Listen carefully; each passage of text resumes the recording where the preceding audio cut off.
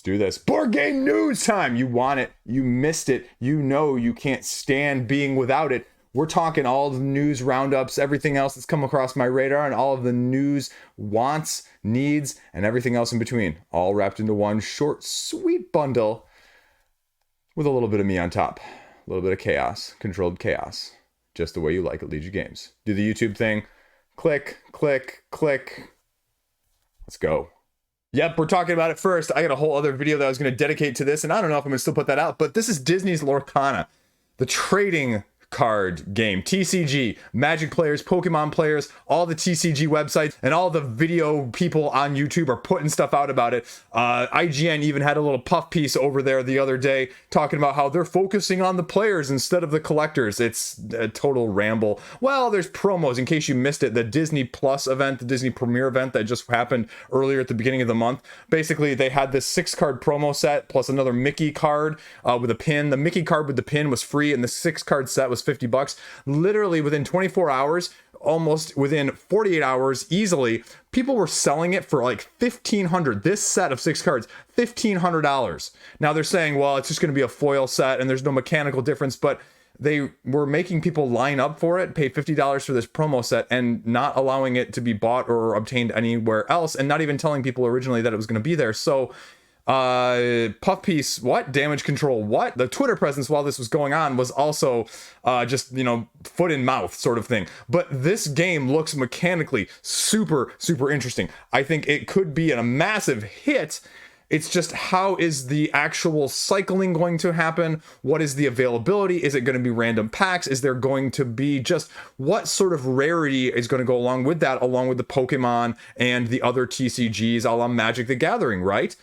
This has everything you'd expect and more. The imaging and the graphic design is fan-freaking-tastic.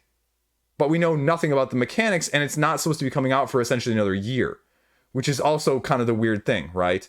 So this kind of started off really cool and has already left a bad taste in people's mouths if they've, you know, kind of been trying to get stuff, because they're like, well, we're not trying to add these collectors, but we're also going to have this very limited supply of foil, promo, first edition, alpha, you know, limited sets that you'll never get anywhere else or be available to buy anywhere else. So there you go.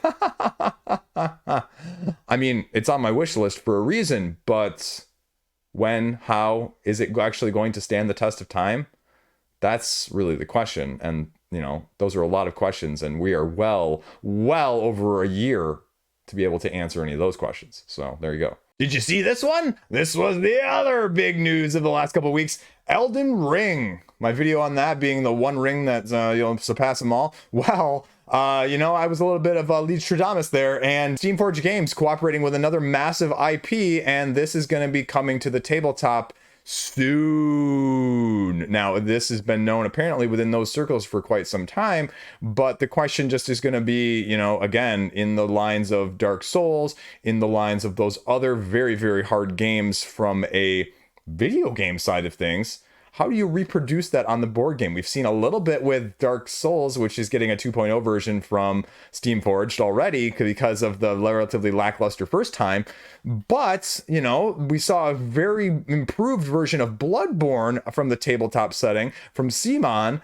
And, you know, say what you will about Steamforged, their games have slowly been getting progressively better with the more recent Resident Evils and Monster Hunter. Although Monster Hunter still isn't in the hands, but it's by far and away looking like the best thing that they put out. So this is going to be interesting. This is going to be interesting. I have no idea what to anticipate with this. This is going to be a little bit of craziness, to be frank. This is probably the biggest IP to come to crowdfunding since Monster Hunter. Period. And if you go over to the pre-launch page, they've already got 9,000 people following it. And I dare say that's a lot lower, because you're going to have a lot of casuals who aren't familiar with tabletop at all, just like with Dark Souls, looking at this very hot and heavy when it actually gets launched, because you darn be tootin' to make sure that there's going to be a bunch of hype on the date that it actually goes live. So as with the other Steamforged games, I have to say that we'll probably get some information. They've been relatively good on the last 2 or 3 games about giving a lot of details about the campaign and the mechanics even before it had launched. So I would imagine if that stays true, we'll see more in that manner. Next up, remember this game? You don't remember this game. That's been too long ago on the Hotness side of things, right? Right? This thing is old freaking news, right?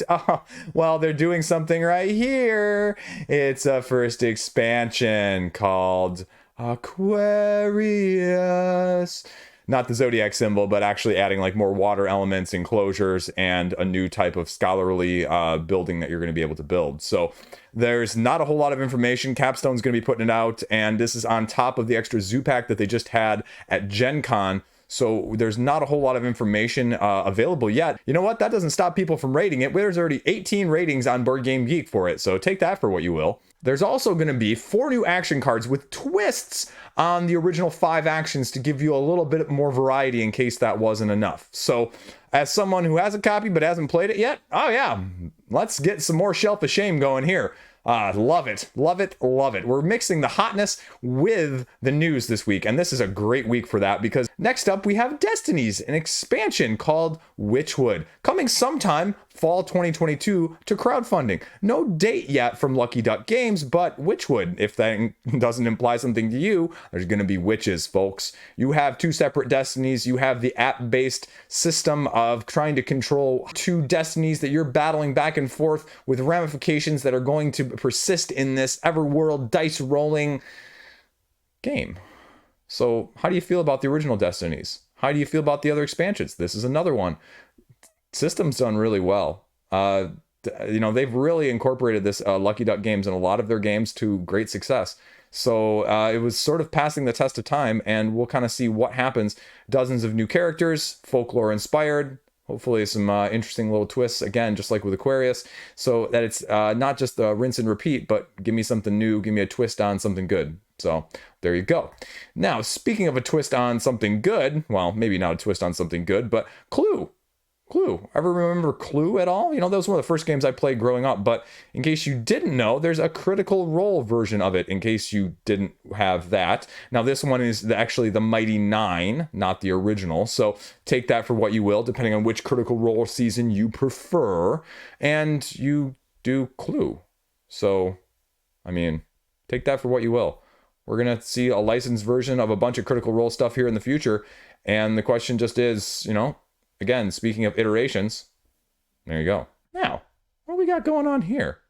Lacerda, a new Lacerda, just recently announced, Inventions, Evolution of Ideas. Now, it's funny because I Googled this and you actually end up in Amazon and you actually find a book in the social sciences of the same name by Mr. Donald Shawn, which is actually a book that was redone of a hard copy. So it's actually like the same book in a different format. Anyway, so this is the latest Lacerda coming out in the near future. I believe they've said Q1 on crowdfunding. Cards simulating concepts of inventions passed down through all of the ages as you evolve as a species. Yeah, that's what they're going for here with this. Yeah, small, very minute stuff, right? Not anything important. Ooh. How heavy is this going to be? What does this comparably do with Eagle Griffins and Lacerda's other cooperations in the past? Bot Factory was their most recent crowdfunding, which was kind of relatively lackluster in the Kanban, Autobahn sort of setting, if you will, as a lighter game. It didn't definitely have the following of their heavier, more recent games like on Mars, but is this going to appeal again? Huh?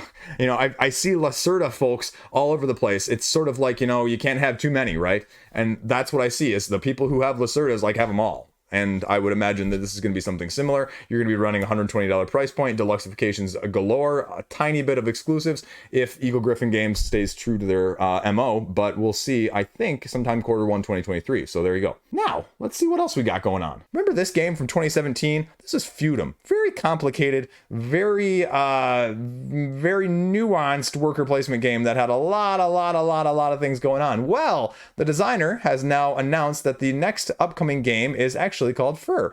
Now, if you're thinking what I'm thinking, and this looks like trees, and fur is a tree also, so, well, you'd be absolutely right, because you're going to be logging trees and gathering resources, trying to become the best logger that you can in a worker placement style game. Felling them, driving them, milling them, doing all of the steps that you would normally have to do if you were an actual logger in the Northwest, trying to, have a successful company. So this is way too heavy for me, Feudum style, and not Gungam, but Feudum style. But I would imagine that this is going to be something along the same lines, but slightly, I think they're going for a less, as some had called Feudum, a little bit overly complex for the sake of complexity. And so not to take anything away from it, I haven't played it personally, but I've heard those rumblings of, you know, it just being a little bit too much of everything, if you will. And so hopefully this next iteration for just shows some design improvement, just like with Steamforged. More you put out, the better you do, more refinement that goes along with it. So that's going to be going on. Now, we also have this little thing. I have no idea what this is, but apparently this is also a very well-known IP, Dorfromantik cooperative puzzle game. Video game of the same name is now going to be released as a cooperative board game. I have no idea. At the time of me filming this, it's not even in Board Game Geek. I saw a couple people on social media talking about it, and so I bookmarked this because cooperative, tile laying, German developer, Pegasus Spiel, I'm willing to give it a look-see. I think this is something that flies under the radar that you give, oh wow, this could be a really, you know, sort of like The Wandering Towers, if you will, if you missed my review of that as a possible Spiel nominee. So I'm just going to throw this one in there. You can find out more information. If you're familiar with the video game, tell me about that in the comment section down below. I might or might not do some research after this video, but we'll see where it goes from there. Now, the other thing we're getting more of is, in case you don't remember this is Forgotten Waters. Plaid Hat Games recently announced at Gen Con that Plaid Hat Waters is getting a sequel standalone expansion, but it won't be out until around Gen Con 2023. App-based pirate-faring cooperative sea styling across the lakes and oceans, whatever, you know, I'm spitballing right now. Everything that you want from that side of things. And it plays well at multiple player counts, anything from like 1 to 6. So it's a great style of game that there aren't enough of. And so if Plaid Hat can give us more of a relatively excellent and well thought of game that accommodates a wider player count than a lot of games often do, especially with those elements, because again, you're talking about second iterations, which are usually, as we have seen, as I have mentioned plenty of times on this channel, better than the first times around. So now we have another one from Arcane Wonders. This is called Dice Manor, coming soon sometime this fall in the next of the Dice Tower Essentials. What do you need to know about it? Well, people are sick of designing these stereotypical cookie cutter manors and homes. And so you're designing new dream houses, and you're going to be bidding for blueprints and land and architecture and everything in between in order to actually get it built. You're doing this over 4 rounds in order to achieve the most prestige points based on the building if you can actually get it built. And there you go. So that's about all we know right now. I'm assuming something lighter weight, easy, you know, to get to the table, and we'll see what Arcane Wonders does, because that's sort of their MO. And, you know, I kind of like the idea of some of these games. So I'm interested, and I will have my eyes open to see what it looks like when it actually comes to retail. Next up, we're going to actually talk about FFG here, and I'm going over to comic book gaming because I completely forgot to talk about this one when the Gen Con news came out, but it sort of snuck in there in the FFG in-flight little videos. Was they're doing something called Marvel Dagger, a new tabletop game featuring Marvel characters. They didn't say anything else about what it was going to be, but it's going to be more of a board game as opposed to the card game like Marvel Champions. That's all we know. That's all we literally know. And it's kind of cool, kind of intriguing. And Dagger is, you know, the Defense Alliance for Global and Galactic Emergency Response. So imagining something of that scale and caliber could be a little bit of twist on the stuff that we've seen from a Marvel standpoint already. So let's just stay with Marvel and FFG. In case you missed it in one of the other videos that I talked about, maybe it's going to be out, maybe it's not already out. I don't remember the order of these videos anymore. All of the hero packs are announced for the Mutant Genesis, the X-Men cycle of Wave 6 for Marvel Champions. We have now Cyclops, Phoenix, Wolverine, and finally the last one being announced of Storm. So where's Iceman? Where's Beast? You know, we're getting all the originals here. And what else are we going to see? We got Mojo coming out as well. That's going to be along with this from a scenario pack standpoint. I want to know what's next, because these are the cookie cutter, everyone expected X-Men. And great. I don't know how you make Phoenix actually a character pack. She's like one of, or it is one of the most powerful things in the universe, and you're just going to be like, okay, here's some anyway. So side tangent there, but you know, that's where Wolverine and Storm from the early indications are going to be drastically different in terms of how the decks actually work compared to the stuff that we've seen already, which is amazing, which is great. Don't stop innovating is the key thing with this. You're going to have some hits, you're going to have some misses, but if you innovate, innovation is going to breed greatness, and so that's what I'm hoping to see from this as well. So that's pretty much it for the news roundup. Let's go over to a little bit of the hotness so you can see, and we can talk about it already a little bit already in part from what's been earlier in the video, but there's going to be some other things popping up here, so we'll talk about those as well. Dune War for Arrakis, Simon's latest game, already has a 5.3 rating on BoardGameGeek, because that's what people do nowadays. They hate click, and so it's got over $500,000. It is the spiritual, we'll say, successor to this game, and you have people now trying to pick up this game on the secondary market because they saw what this was and they don't want it, or they really want this. Now, the weird thing is, I didn't think this was going to be the case, but Simon's still doing a lot of exclusives with this game. Now, if you head over to the page, they're calling them like exclusives and possible futures, basically variants that you can change the way the game played. You know, if certain events in Dune didn't happen and they played out differently, and so you have slight different character variations and variants and different scenarios that they're apparently going to be using them in. And I think they've already announced 1 or 2 expansions even for it. So here you go, the Spacing Guild, if you will. I don't know my Dune history, so you guys can tell me, you know, if this is cool or not. I don't know, cool or not. I didn't even try and do that. But you can look and see that they've got some extra sculpts, but then 1, 2, 3, 4, 5, 6, 7, 8, 9, 10, 11. You know, it's got a bunch of exclusives that are going to be there, and the question just is how much. And do you want to pay an extra, you know, like $100 to get these extras that you may or may not use? It's never a bad value. You're always going to sell it for more, almost pretty much across the board with these Kickstarter exclusives from Simon. But do you really want to tie up money like that? And if you're like me, I don't really buy to resell, even though, you know, I could spend, you know, a couple $100 and get like 3 or 4 of these, right? I could have done that with Ankh too, but no. That's not what we do. But that's why it's on the hotness and it's making waves, because this is also, if you saw at the very top, if I can ever get there, this is a really short campaign, but at the time of me filming this, it only has 4 days left. They only did an 8-day campaign total. So definitely buyer beware. And there's only 1 video out there, but there is a rule book. So check that out if you want. Now we have Flamecraft, and a lot of the similarity with these next couple on the hotness has been the recent case, especially when I've done these videos in the past, is that you have a lot of games that are being delivered from crowdfunding. And that is very true of Flamecraft as well. This is a lighter worker placement style game where your dragons going around the town and doing various artisan crafting, baking, you know, creating sort of things. And the relative reception has been positive so far. Now, a lot of the deluxeifications that were with this game were totally non-gameplay. I don't think there were any exclusive gameplay issues or extras from that standpoint. So if you want to get it at retail, you're not going to be missing out on anything except for slightly upgraded components and a few superfluous, you know, plushies and things like that. You know, if you wanted those things, they offered them, and so great. And you know, people seem to be relatively happy. I think it's got a 7.8 rating right now on BoardGameGeek. So what else we got going on here? We have Twilight Inscription, and this is actually literally freaking available. I believe the day I'm filming this, it actually got released. So I expect to see a lot more of it hit the market, but also a lot of it hit the secondary market as well. So I'm in the process of trying to trade for it as soon as other people find out that they don't want it, so I can see if I don't want it. So that's what I would expect. It's a roll and write Twilight Imperium, and it's going to take you 2 hours to play. So, you know, can you play a roll and write for 2 hours? Is that really the type of roll and write you want? Or is that your actually preferred Twilight Imperium version? So for me, that's more of the latter, hopefully, and less of the former. So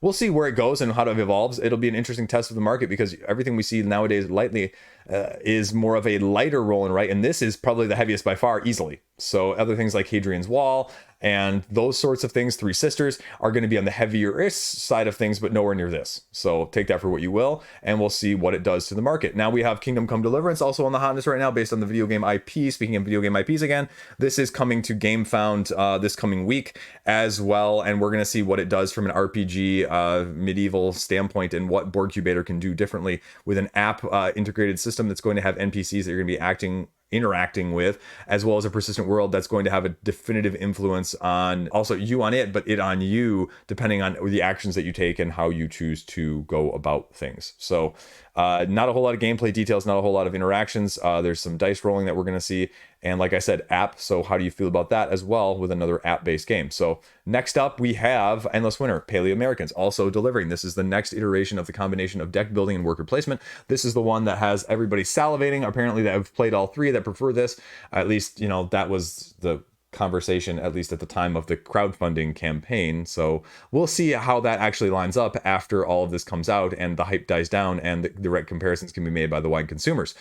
I'd love to try it. I like Dune. I don't really have a huge interest in Lost Ruins of Arnak, but I haven't played it either, so I would be hopefully pleasantly surprised by that, but maybe not. And this is just another in the line of things where hopefully I'm going to be able to buy or trade it in the near future if someone else doesn't want their pledge. So I anticipate to see a lot of comparisons and a lot of conversations about this being better, worse, or somewhat superior, inferior, the same as the other ones that I just mentioned. And this will indubitably not be the last one with this combination that we see included in that small group of comparisons going forward. So it's just a matter of time before we see another one, I'm guessing. Now we have Oathsworn 9.3. It's already in the top 78 for thematic games overall. I have my standee version, haven't even opened it, no lie to you guys. You got a lot of other stuff that's ahead of it, even though the Hotness is now and it's striking while the iron is hot, and they've already announced the reprint is going to be on August. The reprint is already going to be on October 18th. So in case you missed out, I'm going to guess that they're going to do something similar to like what the Great Wall did, and they're just going to get rid of my version of the standee version. I think they're, going to run into that sort of like Uthia did as well, where they're just going to narrow it down. That would not surprise me whatsoever. I haven't seen anything to confirm it or deny it either way. That's just me totally supposing based on logistics and what I've been told about production in the past with these heavy duty campaigns. The question is going to be, what is the price point invoice going to be? I was in contact with them by email last week, and they said that there's not going to be any new gameplay stuff, but there's going to be basically deluxeifications that are going to make the game a better standpoint from a quality of life. So how does that make you feel? Especially if you're one of those ones that missed it. I don't want to pay like 3 times the price or 4 times the price right now on the secondary market, because believe me, it's going for that much. Tiletum. Anyway, this is a next in the line of the T worker placement Euro style games. This is a dice worker placement resource management style game where you're going to be drafting dice, and depending on the dice that you draft, you're going to have a certain number of actions and a certain number of resources when you get said pieces in the first place. So for example, if you draft one of these dice that has a 5, well, maybe you get 5 resources and 2 actions, or vice versa, depending on what it is. And the color matters, and the placement matters, and the heaviness is actually going to be a little bit more than some of the other ones, although they say Tekhenu, the other one that's like that. This is more of a streamlined version of that if you are familiar with that game. So we're going to see, I believe they're shooting for sometime between now and the end of 2022, but how wide is the available retail going to be? Is it going to be more in Europe? Is it going to be also including in North America? I don't know if there's any concrete details at this point, but we'll kind of see as that evolves. So what else we got going on? We got Pueblo, which is a abstract game. Remake is being done. It's a Kramer and Kiesling that is now being, I believe, brought up by Portal Games over on GameFound right now. You get a little bit of a picture here where you have this main piece that's going around the outside, and if it can view it from a side viewing, if it can see any of your colored pieces, then you get points. But points are bad because you don't want points. You don't want your pieces to be seen. You want your pieces to be covered up by other people's pieces. And then at the end of the game, after it gets all the way around, then it looks from above and you score again. And then the person with the least amount of points at the end wins. If we go over here, it's actually already 200% funded. So that's kind of cool. They've got some patterns here that we're going to see. Different variations, double-sided player pieces. Those are scoring ones, it looks like, variants, and little ways to play the game differently. So, yeah, there you go. What's the price point on this one? This is the first time looking at this page. $35 for the early bird.